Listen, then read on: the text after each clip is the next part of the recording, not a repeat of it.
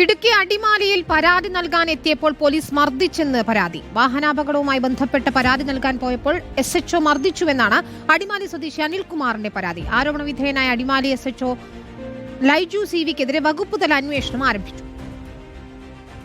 ഇന്ന് രാവിലെയാണ് കല്ലാറുകുട്ടിക്ക് സമീപം 2 വാഹനങ്ങൾ കൂട്ടിയിടിച്ചത്. ഇതിലൊരു വാഹനത്തിലായിരുന്നു പോലീസ് മർദ്ദിച്ചു എന്ന് പറയുന്ന അനിൽകുമാറിന്റെ ബന്ധു ഉണ്ടായിരുന്നത്.